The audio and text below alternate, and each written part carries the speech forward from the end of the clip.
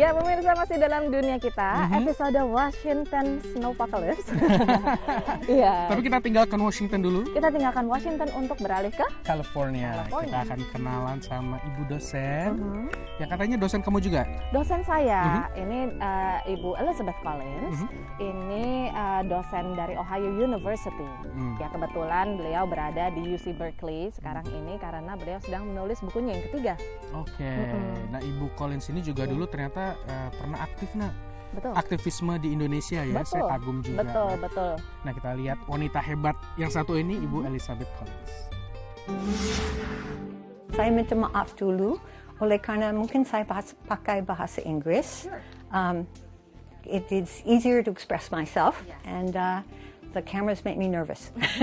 Elizabeth Collins, yang akrab dipanggil Ibu Collins oleh mahasiswa Indonesia yang menempuh ilmu di Ohio University, memang tidak asing dengan Indonesia. Profesor pada program kajian Asia Tenggara ini pertama kali menjejakkan kaki di Indonesia tahun 1971. Ketika itu Bu Collins menemani suaminya, seorang antropolog, melakukan riset di Pagar Alam, Sumatera Selatan selama 2 tahun. When I went back to Indonesia in 1992 and 1994 to begin my own research, Indonesia was a different place. South Sumatra was a different place. Ia melihat banyak permasalahan yang menimbulkan protes dari mahasiswa, petani, dan berlanjut pada jatuhnya pemerintahan rejim Soeharto. So instead of simply writing about the problems of development that people were encountering in the 90s, I decided to try to understand how it might change as Indonesia became more democratic and government was decentralized and the power of decision came down lower. And that led me to 10 years of work from 1994 to 2004 with the activists in South Sumatra and then later on in Jakarta. Hingga lahirlah buku pertamanya, Indonesia Betrayed atau Indonesia Dikhianati. Dalam dunia pendidikan, Bu Collins banyak membantu mahasiswa Indonesia yang kerap disebut mafia Ohio. In my work at Ohio University, I was able to help some students come on scholarships with Ohio money, and then Fulbright students came as well, and we built a community. And that community now links back to Nurani Dunia and has built its own network. Yayasan Nurani Dunia, lembaga swadaya masyarakat, dibentuk bersama sosiolog Imam Prasojo tahun 1997 setelah kunjungannya ke Ambon.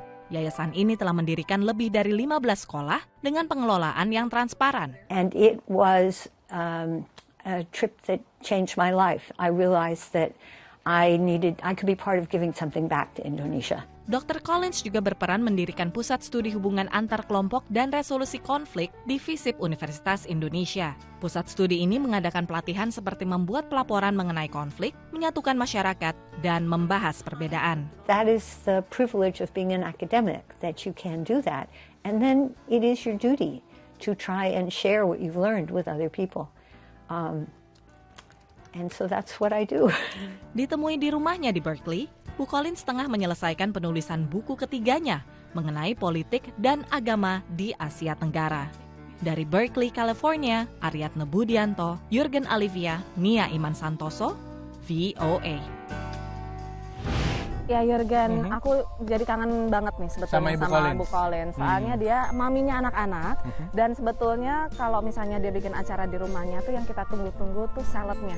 Oh kan iya, saya dengar katanya saladnya enak ya. Pokoknya Ibu Collins nanti saya datang lagi deh. Betul. Khusus buat saladnya. Iya, dan juga ini ya salam ya dari para alumni Ohio University termasuk saya untuk Bu Collins. Nah, kalau tadi sudah kenal sama Bu Collins, ya? Kita sekarang kenal sama orang Indonesia. Orang-orang Indonesia yang sebetulnya ini mereka berjasa sangat besar menurut saya, Jurgen. Yaitu memperkenalkan budaya tari tradisional Tari Indonesia. tradisional Jawa. Ya. Ini kelompoknya namanya apa, Nak? Lestari Indonesia Dance Group. Kenalan ya.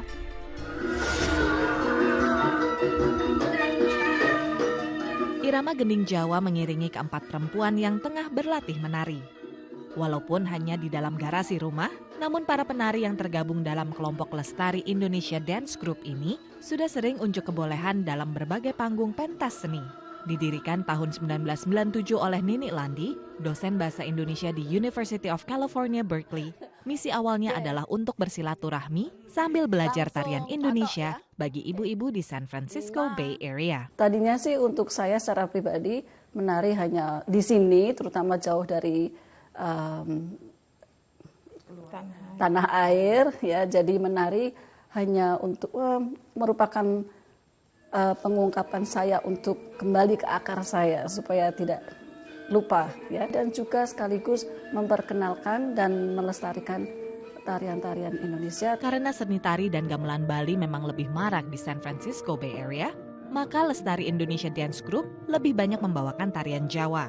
Anggotanya silih berganti. Salah satu yang terlama adalah Debbie Lumintang yang sehari-hari berprofesi sebagai guru prasekolah. Saya belajar juga waktu masih kecil di sekolah. Ya, saya belajar dengan Pak Sampan Hismanto. Walaupun kebanyakan warga Indonesia, tapi ada juga warga Amerika.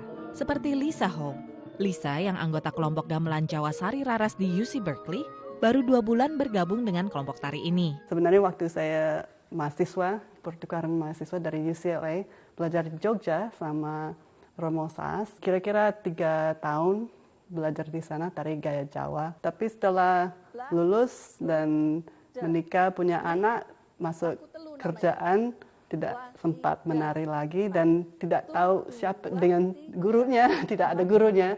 Setelah tahu ada Bu Nini, saya senang sekali dan ingin coba ikut menari lagi. Dan tentunya dapat memperkenalkan budaya Indonesia ke publik Amerika punya makna tersendiri. Apalagi bagi anggota seperti Endah yang sewaktu di Indonesia justru tidak pernah menari. Bangga kalau saya bisa menarikan. Justru saya nggak bisa menari di Indonesia, tapi saya bangga bisa menarikan tarian Indonesia di negara lain. Dari Union City, California, Aryatna Budianto, Jurgen Alivia, Nia Iman Santoso, VOA.